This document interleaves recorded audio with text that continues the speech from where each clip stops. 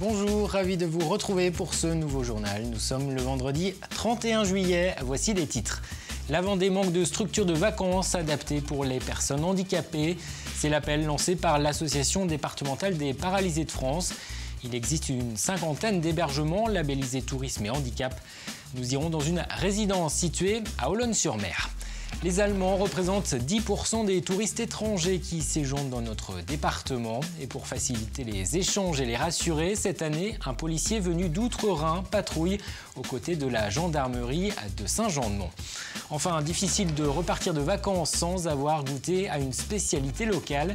Les marchés de producteurs séduisent chaque été les estivants. Exemple sur l'île de Noirmoutier, où chaque jeudi soir, ostréiculteurs, sauniers, maraîchers vendent leurs produits, mais surtout échangent avec les visiteurs. Si vous prenez le volant demain ou dimanche, il faudra souvent être patient. Ce week-end est le plus chargé de l'année sur les routes. Entre ceux qui partent en vacances et ceux qui reviennent, Bison Futé voit noir ce samedi dans le sens des départs. Ce sera orange dans le sens des retours. Ça continuera à circuler dimanche vers les lieux de vacances. Drapeau orange. Et en cette fin juillet, les professionnels du tourisme commencent à dresser les premières tendances de la fréquentation. Si dans certaines stations balnéaires du département, les commerçants estiment que les vacanciers sont moins nombreux que l'an dernier, la Fédération des campings, elle, juge le début de saison très satisfaisant. Les touristes semblent être arrivés plus tôt que l'an dernier, dès le 4 juillet, et cela s'explique par la météo. Mais le contexte international joue également, selon le président de la Fédération vendéenne de l'hôtellerie de plein air, Franck Chadeau. Quand il fait beau, le téléphone sonne et les gens arrivent. Bon, on peut se dire que dans le milieu de l'hôtellerie de plein air, quand il fait beau, on a des clients qui n'avaient pas prévu de venir, qui viennent. Donc c'est sûr qu'on peut estimer qu'un fort pourcentage de fréquentation supplémentaire est dû à cette météo. Mais il y a d'autres facteurs qui jouent. On peut voir ce qui se passe dans l'Afrique du Nord, à l'étranger. Les vacances sont quand même beaucoup moins sécurisées, ce qui fait que les clients restent sur le territoire national. Ça, on peut que s'en réjouir en étant hébergeur local. Et parmi les 5 millions de touristes qui viennent chaque année dans notre département, certains sont en situation de handicap. Pour eux, partir en vacances s'improvise rarement. Cela demande de l'organisation, notamment pour les personnes à mobilité réduite. Et trouver une location, une chambre d'hôtel ou un camping adapté quand on est en fauteuil peut vite s'avérer difficile. À Olonne-sur-Mer, il existe une résidence de vacances qui peut accueillir des familles valides, mais aussi non valides. Les locations peuvent alors s'adapter à leurs besoins. Reportage Anthony Jamin. C'est la 3e année que Zoé et sa maman Patricia viennent au Sable d'Olonne pour passer leurs vacances, mais pas n'importe où. Zoé, 26 ans, victime d'un grave accident de la route il y a 6 ans, doit absolument trouver un logement adapté aux personnes à mobilité réduite. Le logement, mais complètement accessible et puis du coup adapté. On s'est fait livrer le lit médicalisé, etc. Et puis il y a une plage qui est accessible pour les PMR, pour les personnes à mobilité réduite. C'est-à-dire que je peux aller dans la mer à l'aide d'un tir à l'eau. Zoé et sa maman ont posé leurs valises aux Océanes, une résidence de 8 logements adaptée aux personnes en situation de handicap, tout comme aux valides, et qui facilite considérablement la vie de Patricia. Nous, sans ça, c'est pas possible de passer des vacances. Il faut au minimum ce matériel-là, sinon c'est pas possible. À la tête de cette résidence, Isabelle Pouclet. Elle a voulu que tous ces logements répondent au label tourisme et handicap. Absence de marche, douche italienne adaptée, barres parallèles sur les murs, hauteur des meubles et de la literie, tout est ici prévu pour accueillir toute personne handicapée, quel que soit son handicap.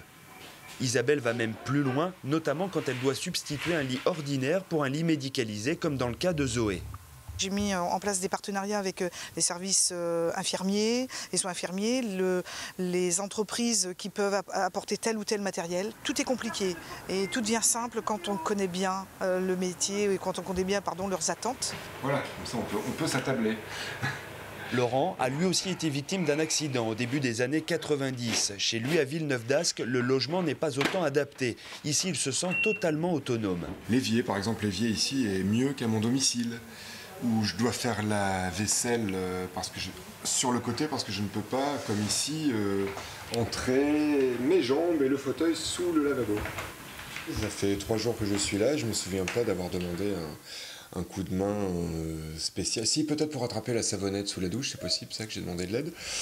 Avec ses 8 logements, la résidence Les Océanes est actuellement la plus grosse structure du littoral pour l'accueil des personnes en situation de handicap.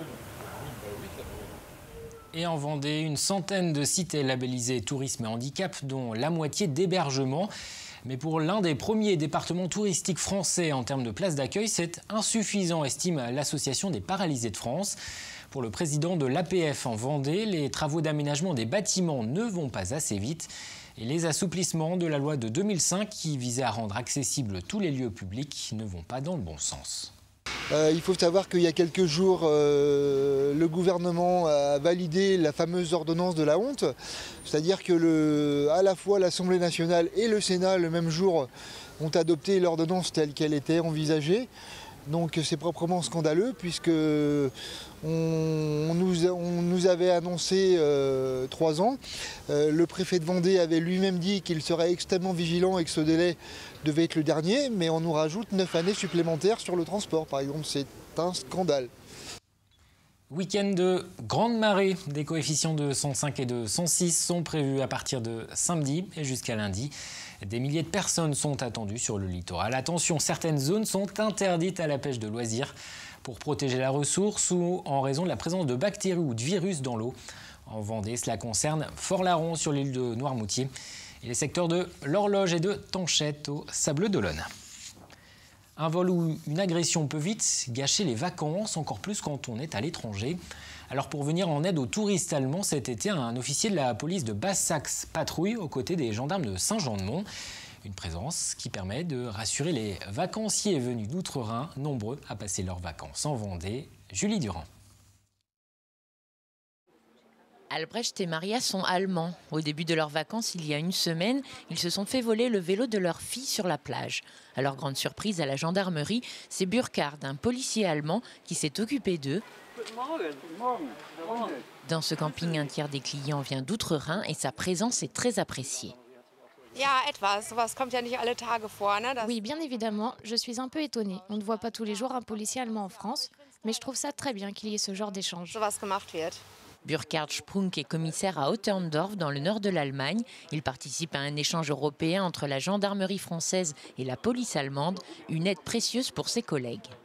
Le plus pour nous, c'est cette prise en compte d'une population étrangère qui est importante sur la côte, importante, je vous l'ai dit, dans le cas de prise de plainte lorsqu'ils sont victimes de délits, mais aussi dans le cas de recherche de personnes où on pourrait avoir, et c'est arrivé les années précédentes, où on a des enfants d'origine allemande qui peuvent disparaître et tout de suite il y a une meilleure prise en compte de la famille, c'est très important. Pour cet officier, partager le quotidien de ses homologues français est une expérience très enrichissante, même s'il existe des différences entre les deux pays.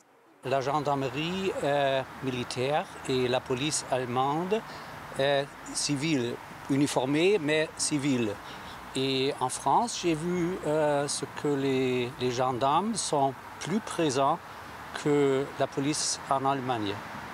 C'est mieux, je pense. Depuis 30 ans, Burkhard passe ses vacances en France, mais pour sa prochaine visite, il aura abandonné l'uniforme. Les prix des timbres vont augmenter de 3,6% au 1er janvier, décision annoncée hier par la Poste. La lettre prioritaire passera de 76 à 80 centimes. Il s'agit, selon le groupe, de compenser la baisse continue des volumes du courrier. Et puisqu'on envoie moins de lettres qu'avant, la Poste cherche aussi à diversifier les missions de ses facteurs. Ils peuvent désormais venir chez vous pour parler énergie. Une expérimentation est en cours dans 2 secteurs du département, Challans et Fontenay-le-Comte. C'est unique en France. Les facteurs ont été formés à établir des pré-diagnostics énergétiques.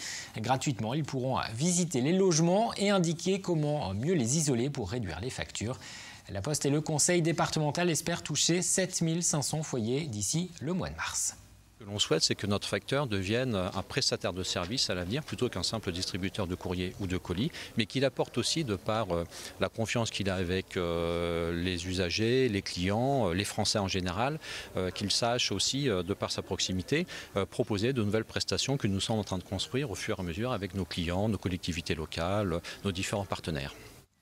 Ils ont eu envie de mieux faire connaître leurs produits, mais surtout d'aller à la rencontre des consommateurs.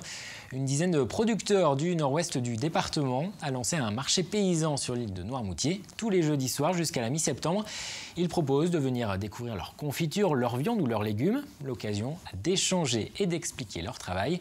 Cette initiative est loin d'être la seule en Vendée. Il faut dire que ça marche. Près de 40% des vacanciers qui viennent en Vendée se rendent au moins une fois sur un marché de producteurs. Anthony Jamin.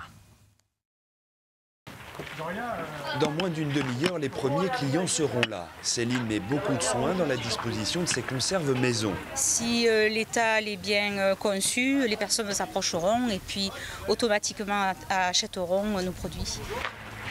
Autour d'elle, une quinzaine d'autres producteurs locaux. Tous adhèrent à la charte Nature et Progrès. Ostréiculteurs, maraîchers, sauniers, restaurateurs, ils se sont regroupés pour créer un marché paysan sur l'île chaque jeudi entre juillet et septembre. Tous les paysans, les éleveurs, les maraîchers, etc. sont tous présents pour parler de leur travail parce que c'était aussi le but. Le but, c'était pas de créer un nouveau marché. Il y a des marchés tous les jours quasiment sur l'île pendant la saison. Mais c'était vraiment de créer un événement convivial. Donc c'est une assiette dégustation avec 6 huîtres, pain, beurre, citron. Et question convivialité, les clients sont servis, comme ce couple qui s'offre une assiette d'huîtres ouverte par l'ostréiculteur. On est tombé par hasard sur le petit marché et tout de suite on s'est emballé pour les huîtres parce qu'on aime beaucoup ça. Et les gens ils sont fans puisque du coup ils n'ont pas à les ouvrir, ils les ont direct, c'est le coup de cœur en fait. Ils arrivent, ils sont là, ils voient les huîtres, ils font on a envie d'en manger mais en fait on n'a pas envie de les ouvrir et nous on leur offre ce petit service en plus quoi, tout simplement. Courbouillon à la nette. Évidemment, qui dit Noirmoutier dit aussi saunier. Corentin Barbier représente la profession sur ce marché paysan. Il explique bien sûr son métier, mais pas que. On est aussi là pour montrer nos valeurs, une agriculture paysanne, respectueuse de la biodiversité. Donc le but de ces marchés, c'est certes de vendre, mais aussi d'avoir tout cet échange avec les personnes qui passent sur le marché, quoi. Des marchés qui font un carton chaque jeudi et où l'ambiance conviviale recherchée par les producteurs a clairement été adoptée par les consommateurs. Les petites rillettes étaient parfaites, la bière, le vin blanc, les vacances s'annoncent très bien. De ce côté-ci, vous avez les douceurs, tout ce qui est caramel, beurre salé, nature ou avec des aromates. On s'arrête devant les étals, on déguste, on échange avec les producteurs. Ce marché paysan, c'est sûrement déjà le meilleur moyen de consommer local. Et le prochain marché paysan aura lieu jeudi prochain, le 6 août, à Noirmoutier en Lille. La météo, la bonne nouvelle, c'est que les températures vont grimper ce week-end. Il fera dimanche entre 25 et 30 degrés au meilleur de la journée, sous le soleil. En attendant, demain, on devrait encore retrouver quelques nuages dans la matinée. Ça va se dissiper dans l'après-midi. Les minimales 11 à 15, les maxi 21 à 26. Le détail des prévisions, c'est dans un instant avec Armel Pavageau. J'aurai le plaisir de vous retrouver dans quelques jours. La rédaction de TV Vendée fait une petite pause, mais on ne vous abandonne pas. Vous continuerez à retrouver entre autres tout ce mois d'août l'agenda de l'été, mais aussi l'estival avec Adèle Fugère et ses invités le long du littoral vendéen. Et puis les virées de l'été d'Hervé Leroc et Alix Lanos. On se retrouvera pour un nouveau journal le 24 août, direction la côte pour se quitter, avec une carte postale envoyée ce soir de l'île d'Olonne. Je vous souhaite un très bel été.